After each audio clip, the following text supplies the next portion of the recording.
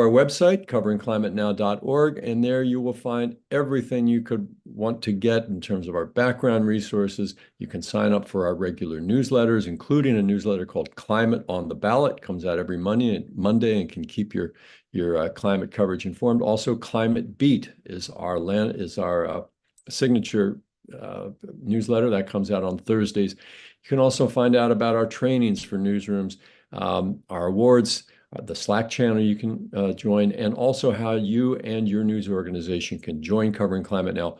All of these services free of charge. So please get in touch when you can. Now, back to today's summit, really this week's summit.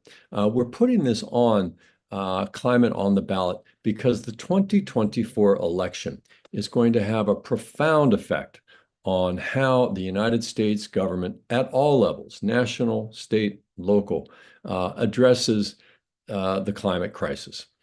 We know from polling that a clear majority of the American public cares about climate change. They want to know more about it, especially the solutions.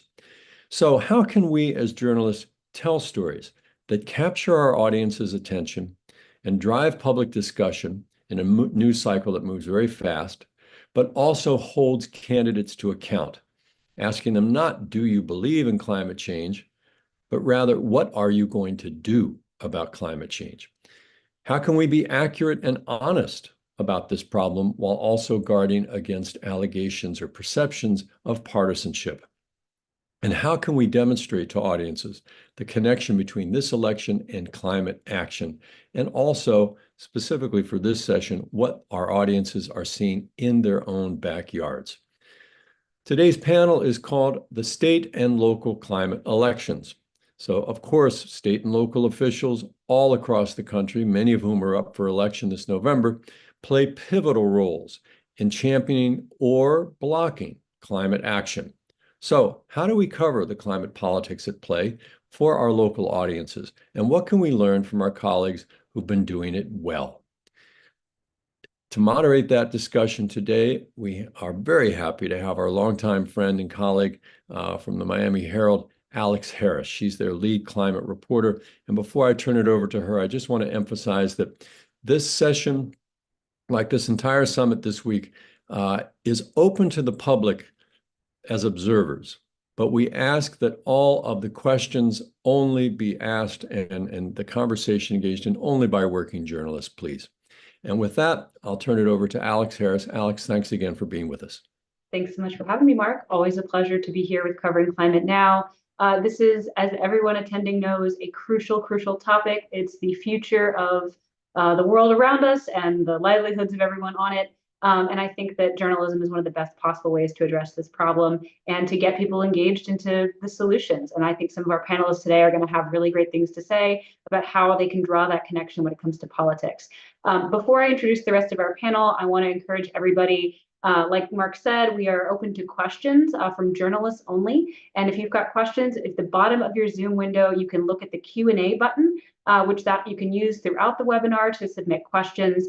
So please let us know when you submit your question what your name and your outlet is, and we will do our best to address as many of these as we can.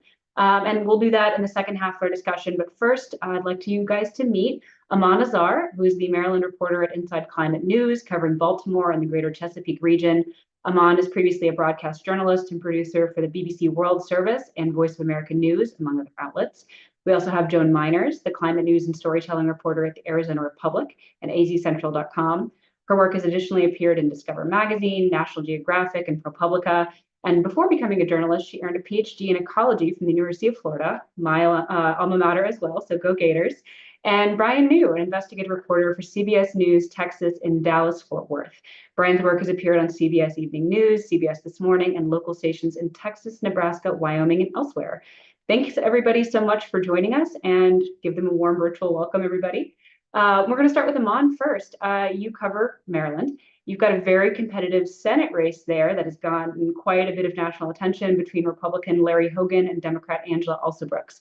How do you approach that race in a way that's not just the regular horse race reporting that we see from national politics? Like, how do you bring climate into it, and how do you make it matter to local reporter or local people? Hi, thank you. First of all, it's great to be here. Thanks for having me. Important and timely conversation. You would think that Maryland is a deep blue state, and probably some of the political choices exercised should be quite obvious. It should be pro-climate, just clamping down on greenhouse gases or fossil fuel infrastructure. Actually, the reality as I see it, and I've been covering it now for over 2 years, is far more nuanced and complex. For one, and when I did my latest story about this Senate race, I realized that it really just started to matter if who is going to make themselves available or not. Also, Brooks, who's a Democratic candidate, was more open to the idea of having a conversation with me or a reporter like myself, rather than Larry Hogan. And it's almost comical that when I sent my questions to Larry Hogan team, and this is all that I reported in my story as well, they referred me to an article which was published in Heat Map. And that was, and they said, oh, we've already kind of covered that. So just you can look at that and just import it in your story, which is what I referred to and had to do. So I think when we talk about, or when I look at my stories in terms of accountability and transparency, which is kind of paramount to what I do, the first thing is, of course, who is making themselves, available for scrutiny. And that's where everything starts.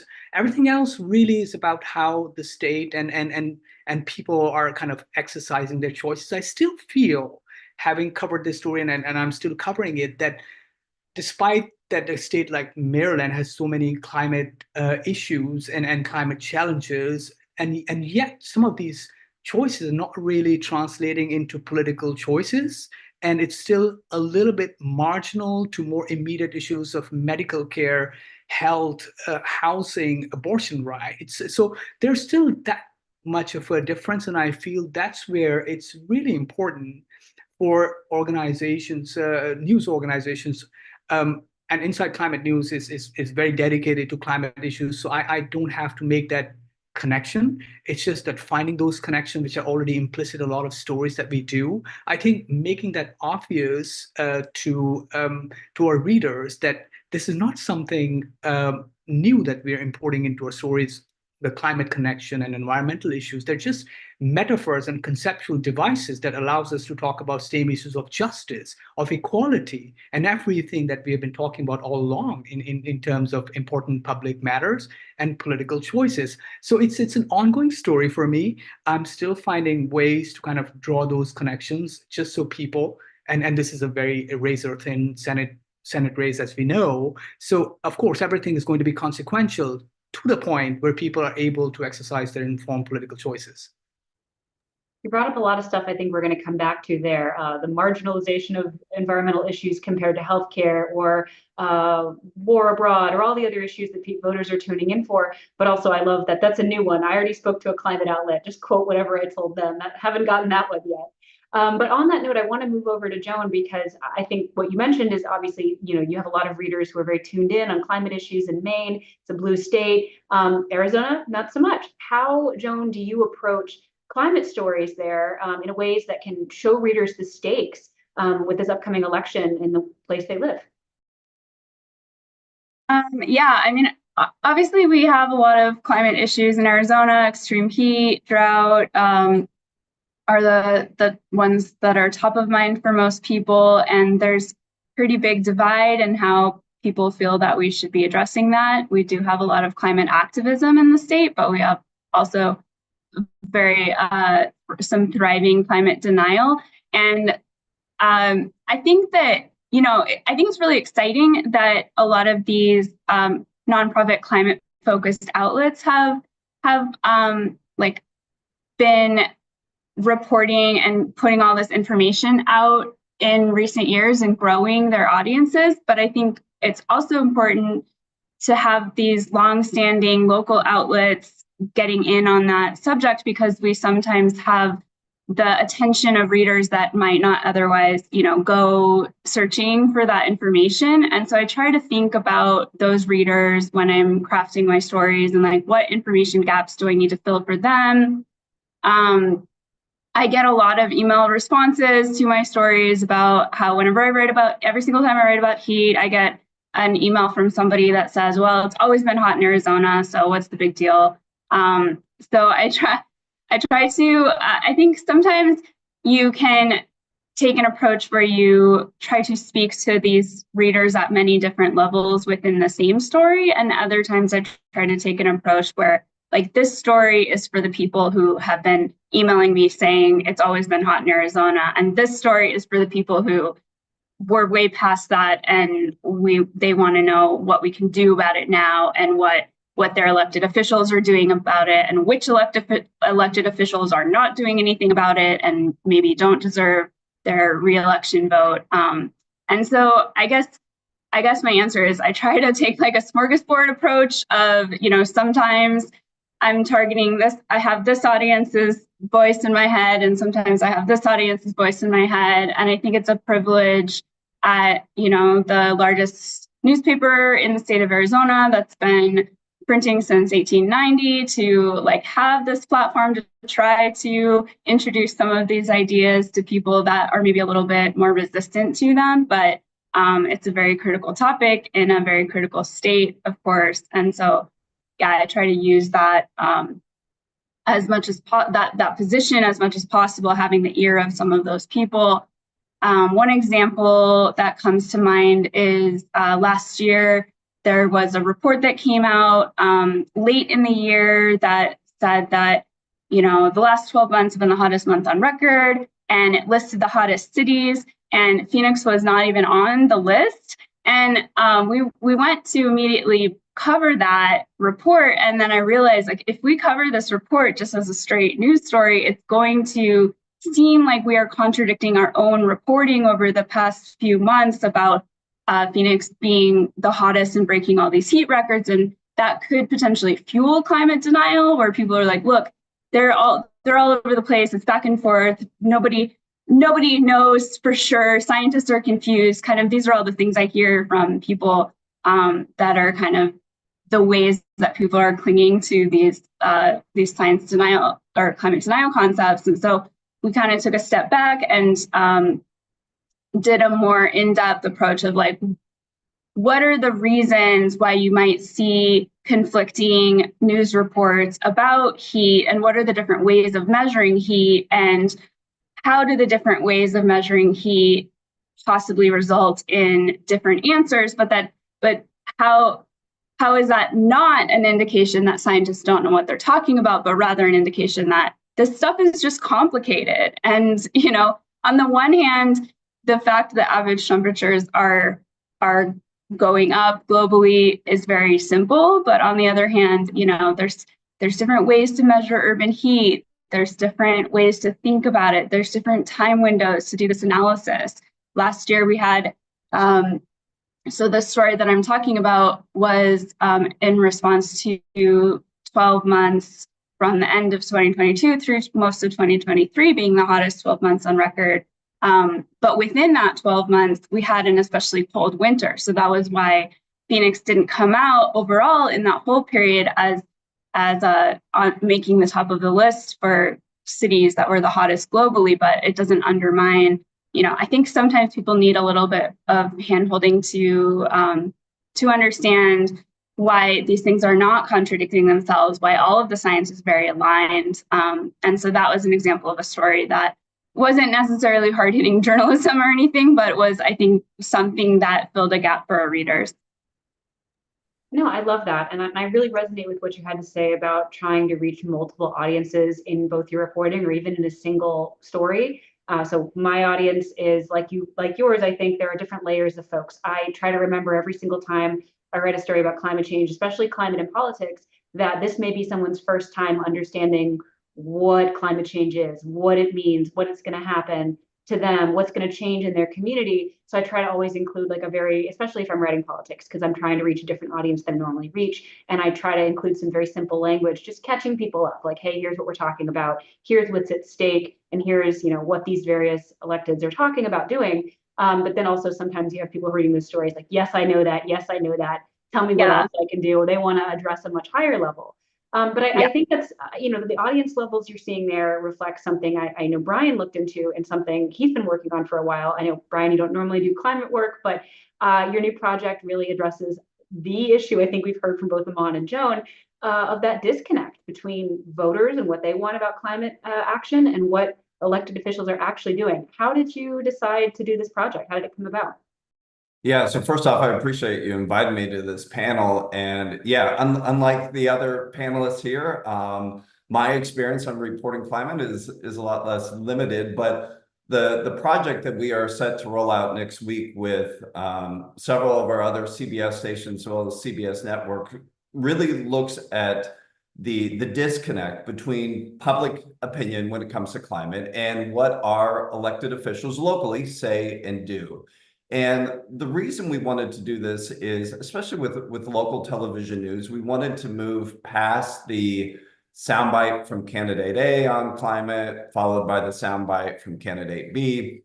And so what we've done is we've used the Yale climate polling, which you can find online. And what they look at is, and with this polling, it can be divided into states, it can be sorted down to county, even congressional districts. So we wanted to look at our local, and it talks about in the data how people feel about climate, they're concerned about climate, but also their stance on different policies. And so we use that data, and then we were able to use that to kind of set up accountability interviews with our elected officials. I'm in the Dallas, Texas area, so a conservative area in a very red state. And so, but we were able to see the data and see that that in many cases in congressional districts that were very red, that a large percentage of those constituents are concerned about certain climate issues and that would be supportive of certain policies. And we took that and were able to sit down with Republican elected officials and say, you know, this is not, you know, the quote unquote liberal media coming to you with an agenda. This is your constituents who are saying that they're concerned about the climate and they would support these policies. And so then why aren't we seeing those? Or, you know, why don't your actions and your words, especially on social media, why does there seem to be a disconnect? And so that's the project. And I know, you know, different markets are kind of seeing different results in this project. But one thing that we found, and I think was important in our project too, was we did find a lot of Republican voters who are concerned about the climate. And I think those voices for my audience is important to hear from. And I think it's also using that polling data also helps because it sets up, hey, this is an issue that people do care about. And this is why we're doing it. And do you have any takeaways from that? I mean, obviously anchoring your reporting with the soundest source of data you can find and bringing in readers and voters and also the politicians themselves, bringing into account for those poll numbers is a really great way to do a project. But have you found anything or learned anything through this that you think would help local reporters in other communities like replicate this or do something similar?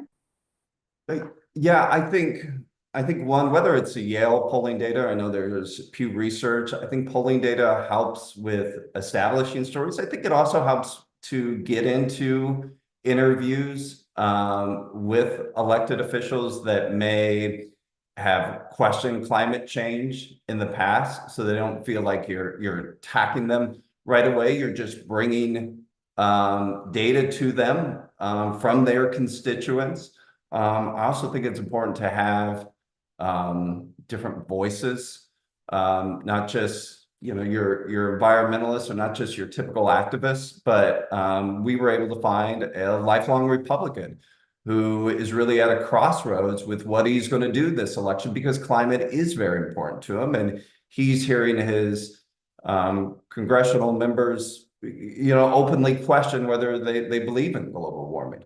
And so I think that's important as well. The other thing I did, you know, kind of learn or a takeaway from this, from someone that doesn't, you know, report on this very often on climate, is when I'm in these accountability interviews with elected officials that have a history of questioning global warming and so forth. I think focusing on policies, you know, and I think kind of refocusing them on those particular questions lead to more productive interviews. And I also think, and I know Aman touched upon this as well, of the importance of transparency in the interviews and process journalism. We went to a town hall meeting put on by Congressman Pat Fallon, and in this town hall meeting, he was asked a very specific question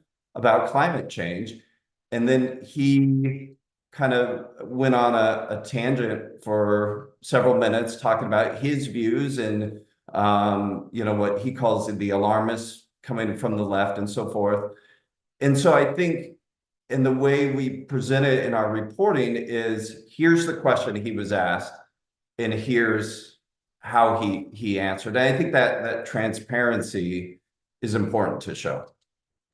Absolutely. Yeah. And being able to connect someone directly to, here's the specific question, here's the specific wording you responded, we inform, you decide sort of style. And I want to come back to Aman and Joan a little bit and ask, you know, your top tips or takeaways for folks who are trying to tell this story in their local communities, or draw people's attention to the climate political impacts that they may not know about. And I want to start with you, Aman. I think you probably have a different way of approaching it, since you are climate first, and then you're attaching and trying to find unique angles on politics. How do you go about approaching these stories, and how do you think other local reporters should do the same? You are muted.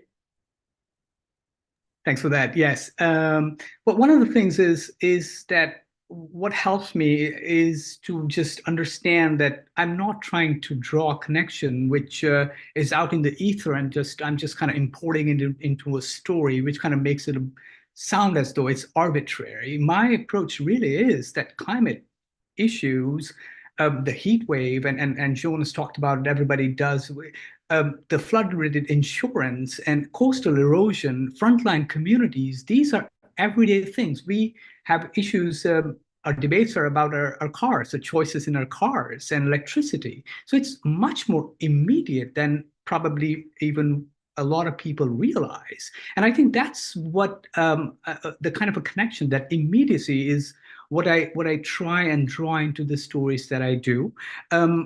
Maryland, of course, has a Chesapeake Bay watershed, which is a huge issue. There's so much of economics and culture that comes around that watershed that kind of makes it, in a way, a very straightforward thing for me to write about, and also that the amount of stormwater going into the watershed, and the kind of a nutrient pollution that is going in. Then we have had troubles with algal blooms. I did a story very recently where Potomac had a very thick mat of algal blooms, which kind of washed into the filtration plant of Washington, D.C. just on the night of July 4th, when a lot of fire suppression activities require water. And on that same just prior evening, we had this boil water advisory. Now that's a huge story, and and that story tells us that, okay, well, these issues, the warming temperatures, the nutrient pollution, they're intersecting and kind of creating and posing new challenges that we need to kind of take care of. So I think the idea really is that how people, and which is where I feel that in my stories, the focus on people and communities kind of bring those elements, in the starkest light that I can draw on. What have people feared in the process when they're looking for flood-related insurance, when their properties are at risk, when an elderly person is kind of looking, just trying to avoid heat waves, for that matter, or a worker out, in 99-degree heat, and we had a death in Baltimore as well. So all these issues kind of make it very apparent that this is a problem that needs to be talked about, needs to be articulated, and they need to, kind of be drawn into the policy debate so people can understand that there's an immediate connection between what they do and what is happening, so that they can exercise their political choices. I think this is the only way I can think of, and I feel that my reporting is kind of makes it kind of a mediation point for those articulations to happen. So I think for everybody who's doing their bit, it's just like, just to pay attention, I guess, to what kind of environmental factors we're kind of getting used to, what's happening. It's just really that awareness that helps us to kind of bring those points into our reporting, if I'm able to articulate my point. Yeah, and I hear you completely. And I think you really put the nail on the head there with a lot of these environmental quality of life issues are bipartisan. I know I always tell folks down here that if you went and grabbed a random person off the street and said, hey, do you want to pass out from heat exhaustion while you're waiting for your bus? Do you like it when your house floods? Do you like it when you go fishing and your fish has a normal number of eyes and gills? Everybody says yes. Everybody wants clean air, clean water, a stable atmosphere. I think the difference has become on what we want our politicians to do about it, how fast and how intense and how expensive we want those solutions to be. And Joan, coming to you to ask about some of this stuff, I know you've mentioned before that you don't really like to write stories about what politicians say they might possibly potentially do. You like to focus your reporting on what they actually have done or their track records. Or talk to me more about that, about how, when you're approaching these stories in Arizona, like how can you ground them on, like, here's what we know they've already done. Maybe that's a hint of what they might do, or your style of approaching these climate political stories. Yeah, it's funny. I just published this morning a story about the Arizona context to climate-related debate content, and so that was like against what I had said before about like not giving a lot of airtime to just because politicians can say anything, right? But I think it's good to, on the one hand, it's good to have that record of things that they said that we can then come back to later. It's almost more just like putting it in place for future accountability reporting. But yeah, I've tried to take an approach of looking of like shining light on what leaders have actually done in Arizona on climate on both ends of the spectrum. So I published a story about a month ago looking at all of the environment-related legislation that has been introduced in the Arizona State House and Senate, and then what happened to it, which was a lot of work, but I think, and then I wrote a data story about that. So kind of another thing about, I try to mix up, like sometimes we want to tell the human interest stories of the frontline communities and how they're suffering. And other times, I think we want to just put a data story up that says, here's all the bills that have been introduced, and here's like a data viz graphic that shows you how the vast majority of them went absolutely nowhere. And I'm going to tell you why. It's because of the voting records of these people. And so if you don't like how this played out, maybe these are the names that you want to vote yes on, and these are the names that you want to vote no on, and on the re-election ballot. And so we published that about a month ago. It had the names of the legislators that had introduced the most pro-environmental legislation, and then the names of the legislators that had introduced the most legislation that was opposed by environmental groups. I had help from the Sierra Club working on that to kind of identify the bills that they felt aligned with their interests, so that it wasn't just kind of me editorializing that. But yeah, it was, I think, coming from a science background, I always want to quantify things as much as I can. And so being able to show that, like, look, I can't remember the exact number, but, 4 bills related to the environment got proposed, and only like one of the ones that an environmental group supported passed, and a bunch of the ones that environmental groups opposed passed. And here's why, and here's, one of the legislator who was most responsible for introducing the bad environmental legislation, she's also the chair of the House Natural Resources Committee. So just shining some light on that. But then on the other end of the spectrum, I think, so in Arizona, we have obviously a very interesting dynamic political landscape. In Phoenix, we actually have a mayor who runs on a sustainability platform and seems to genuinely care about that issue. I sat down with her for an end of year interview last year and talked to her about those priorities. And then just a few months later, I came across a report that found that her office had ignored really high methane emissions coming out of soil samples, like evidence in soil samples at a site that they owned.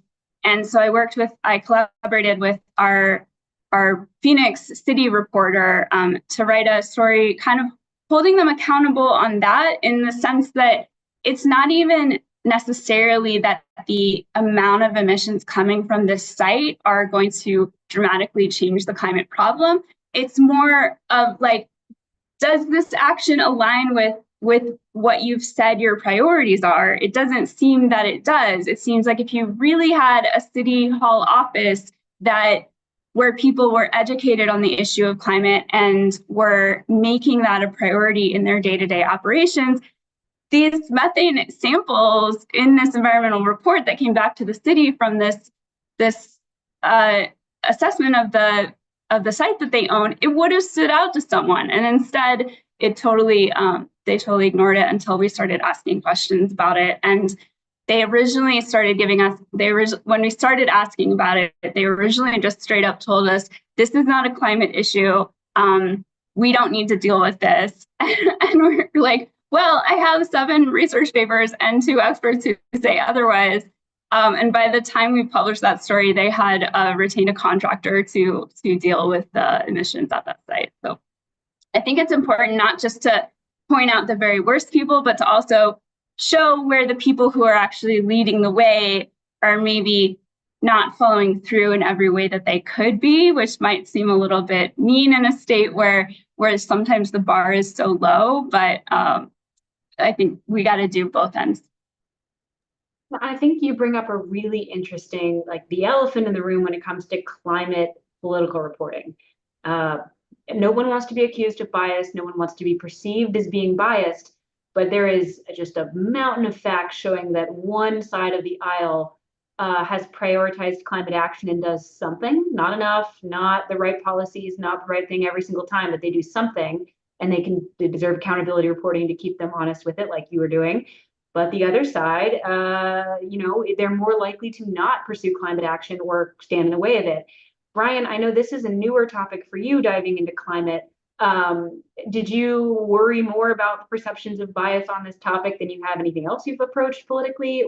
And you talked a little bit about how you approached doing this project by trying to front load as many of the facts as possible and not put anything in your own words. But yeah, how do you deal with the potential perception of bias? Or, I mean, your project sort of pointed out, which which representatives are the ones that are acting very different on climate than their voters want. It's usually the Republicans. How did you approach that? Yeah, so I'll admit that was my first hesitation when the network kind of approached, just knowing the political environment here in Texas. But I will say that I felt more comfortable as a reporter with it, having the polling data, and I also think we started our project with okay, we know based upon the polling data that Republican voters do care about this issue and do support many climate policies. So let's go find them. Let's hear their voices. So that's where I started with, because then I think it's easier when you get to those accountability interviews and you get to where you're not coming across as partisan by, hey, it's not my voice. This is a voice of a Republican in our community.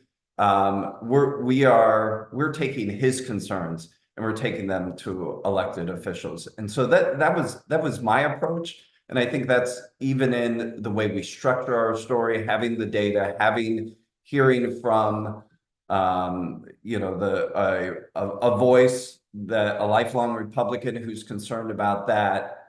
And then I think it's easier to get in. But I also think that you can't, I mean, the facts are the facts of which, party in their actions or just elected officials, which ones, act on certain policies and which ones have said, I guess, questioning global warming in statements and in interviews. And I think you got to be careful not to, you know, it is what it is. I mean, it is one party, not try to so balance it out, if that makes sense, where you're misleading the audience of where the different parties stand on this issue. Right. You don't want to lean too hard on objectivity, that you flatten it out and make it seem like, well, one side said this and one side said this, and false equivalency. Right. No, and I think exactly, you said it perfectly, which is that, the facts are the facts, but it is important to try to work in as many folks as you can, on many different voices and views, so that you can offer a more balanced perspective. I think the work you guys did to find lifelong Republicans with these concerns that bear out, like the human voices that bear out the polling you're citing, really does strengthen that story and make it, something that is harder to accuse it of being biased or, having a skewed perspective.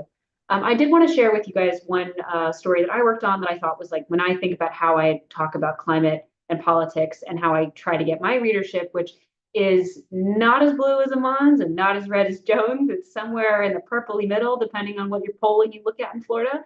For us, it can be kind of tough to tell these stories. I think stories about how we should prepare for hurricanes or flooding or heat are usually received well. Stories about how we address the actual cause of climate change and fossil fuels, those are not as well received. But one exception to that, which I'm very proud of, is a story I did a couple years ago with our Republican mayor of the city of Miami, Francis Suarez. The city had put forward some new plans for how it was going to get to net zero. And an earlier draft version of one of the meetings, I remember noticing a line talking about how, hey, we're going to move forward with a ban on natural gas hookups in new construction multifamily buildings, condos, apartments, large commercial spaces. They were looking at potentially blocking people for new construction, making them be only electric, which we all know is something really important for getting rid of fossil fuels in as many sectors of our economy as we can. That was a pretty progressive policy suggestion from the city of Miami, and I was very impressed to see it. I'd seen it in Austin, I'd seen it in Berkeley, but I thought, oh, that's, I wouldn't have expected that from here. I'll keep up with it. And then a couple months later, when they announced their full version of the plan, I noticed that line wasn't there. So I reached out to some sources, asked for some records, and found via email what had happened, which is that our local natural gas company, Tico Gas, had sent the mayor a very aggressive email, redlining the report, saying, we don't want that. We don't want anything that's going to touch our business. Take that out. We're a partner of the city. You have multiple contracts with us. How dare you do this? And then donating $10,000 to him, his political campaign. And poof, the sentence was gone. The policy was gone. So we published that story, and I got great reaction. Normally, when you write about, the state of Florida and its leadership is actively not pursuing any policies that will reduce our dependence on fossil fuels, those stories are not really well read. They're read by, you're preaching to the chorus. They don't really resonate. This one did, because it was accountability. And I found that folks on the right side of the aisle really came to me and said, I am mad. I don't care about fossil fuels, but I'm mad at this because I don't like seeing money influence political decisions. I don't like that big business has a say in what happens in my community. And I really was encouraged by that, because I thought that it was a really nice way to take accountability journalism and reach a broader sector of the audience. So I would encourage anyone who's trying to find those stories. I mean, they're a little harder to find than getting the candidates to actually tell you what they want to do. But if you can dive in the records, there's some great stuff there to be found.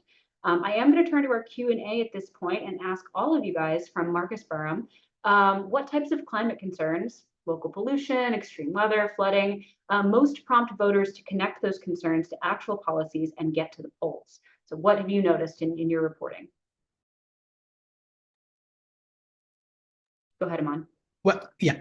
So I think excellent question. And just what you said briefly, Alex. I think it's absolutely. I think the accountability lens is so important, and it kind of draws people in, because when you're telling people or asking politicians questions that they made commitments on, and when you ask them what have you done, everybody wants to know that. So I think that truth-telling, fact-checking, and accountability journalism is the best way to kind of, I hate to say it, but import that climate, environmental angle into the stories, which are pretty much the policy concerns. I think with Maryland, I think everything that has anything to do with the Chesapeake Bay watershed, we have a lot of coastal erosion as well happening. We have a problem with pollution. For instance, in Baltimore, there's a problem with sewer, a huge problem with kind of a sewer backups for that matter. There's a problem with industrial pollution, especially in South Baltimore.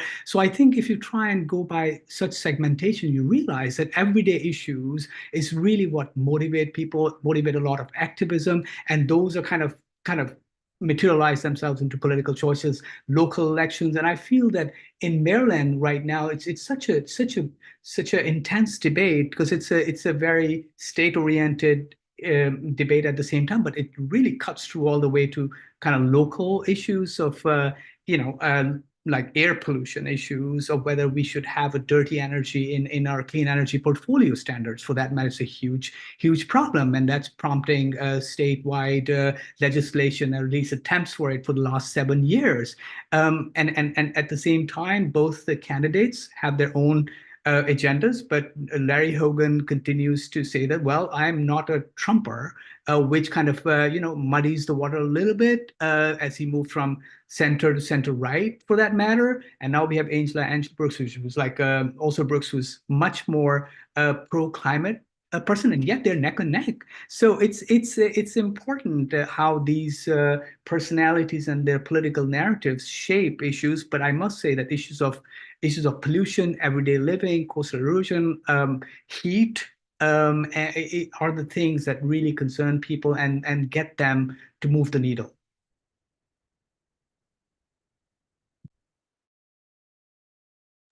Joan or Brian, do you guys want to weigh in on some of the issues you feel make that connection?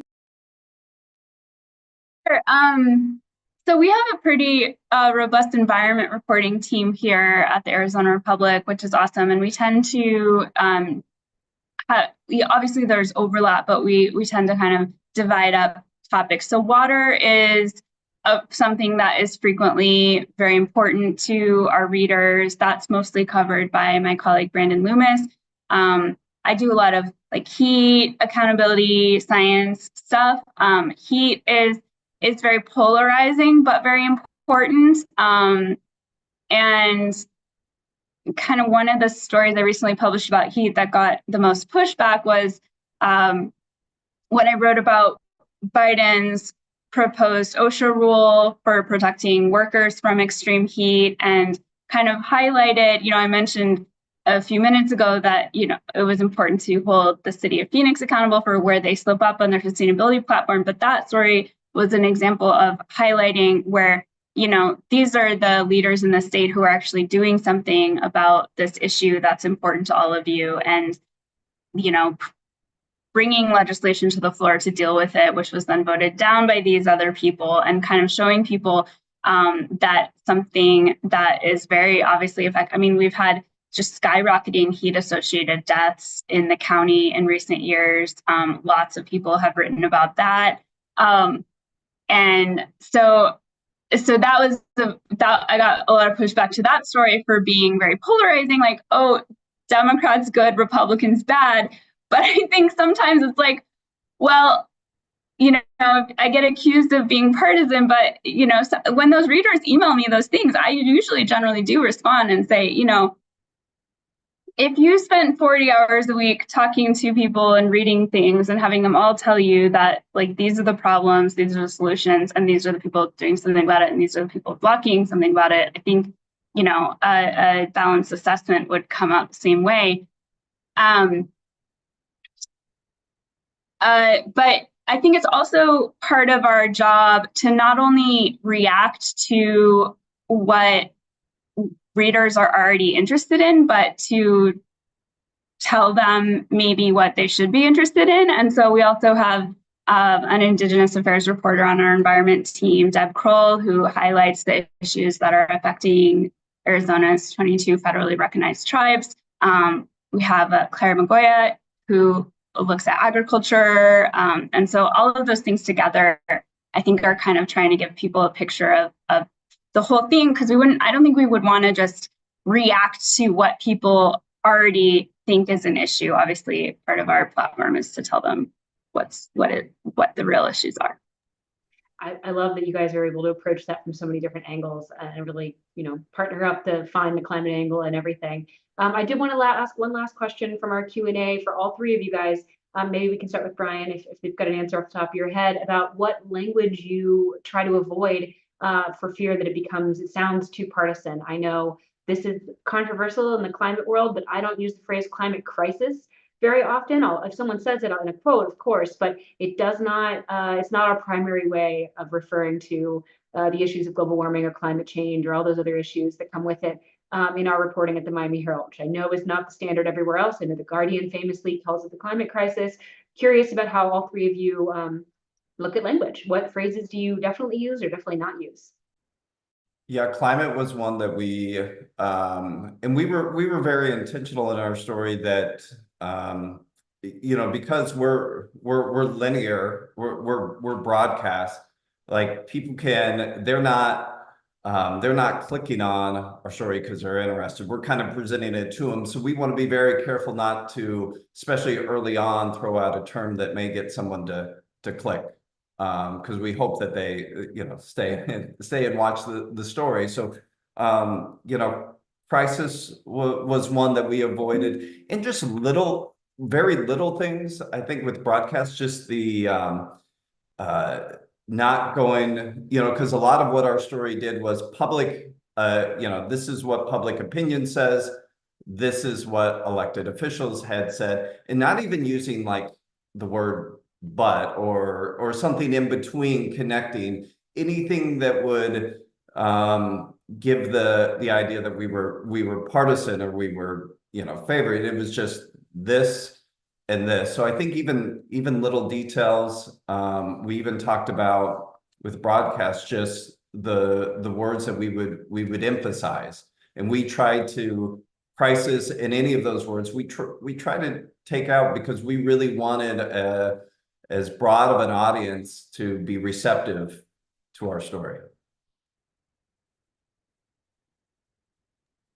Yeah, I think it's a good part. I think coming from Inside Climate News, which is kind of proudly present itself as a climate-oriented news organization, and at the same time, we do have these robust conversations within the team as well. What to do about this, as Brian has said. My take really is that there's some. I mean, there are clearly some false equivalents that we need to avoid as well as journalists. Like, if the idea is to move economy beyond fossil fuels and onto clean sources, then how can at the same time we pose this as a question that whether the fossil fuel build out in Gulf could be a good thing or bad? It just cannot happen. If you know what I mean. The dirty coal energy, for that matter, or incineration, which is trash-based energy. Could anybody say that there could be a choice for people to say whether they like one or the other? No. So I think in my approach, I feel that there are also some things which needs to be clearly told, of course, backed by science, and there's a lot of science. It's not a matter of not having science, and I feel the rest is really about the editorial policies and how editorial choices kind of weigh upon reporters' choices and the stories and in the editing process. But I feel that, like I said, that going from accountability, truth-telling, facts-based reporting, there are some things which you can just make a point and forcefully so. And I'm really in favor of doing that. And I think some of my stories are kind of prove that point. Thank you so much, Aman, for that. And thank you to everybody for your great comments and great stories that we shared. I'm going to pass it back to Mark Ritzgard. Thank you, Alex, and thank all of you panelists. This was a very rich and fascinating conversation, and I shared with you in the green room before we went on to try and be as constructive and concrete as you could in your suggestions, and you really were. I think all of us who cover the story, whether at the local or other levels, would have learned a lot from this conversation, especially about this aspect of how the audience really does care about accountability journalism, and it kind of crosses over a perceived ideological divide. So anyway, very, very glad to have you, and I'm just sorry we couldn't have this conversation go on for a lot longer. But we will be back again tomorrow, everybody, for the final session in this Climate on the Ballot Summit, brought to you by Covering Climate Now. You won't want to miss this. It's at 11 o'clock U.S. Eastern Time, and it will be a newsmaker interview with John Podesta. He, of course, is the top climate advisor to the Biden White House, and he will be questioned by Chase Kane, who's the national climate correspondent at NBC News, and also Joan Meiners, who you just watched here from the Arizona Republic. And also you as journalists will be able to add your own questions to Mr. Podesta. So please show up for that. Talk about accountability reporting. There's a lot that the Biden administration has done, of course, with the Inflation Reduction Act, but also they've been the biggest oil and gas driller in U.S. history, and the U.S. is now the biggest oil and gas producer in the world. So these are clearly questions that need to be sorted out. You can RSVP to attend that conversation tomorrow if the chat, but we're going to be shutting that shortly. So please go to our website, coveringclimatenow.org, to save your spot for that conversation tomorrow. And with that, I'll leave it there, but just to say on behalf of everyone at Covering Climate Now, I'm Mark Hertsgaard, wishing you a very pleasant day.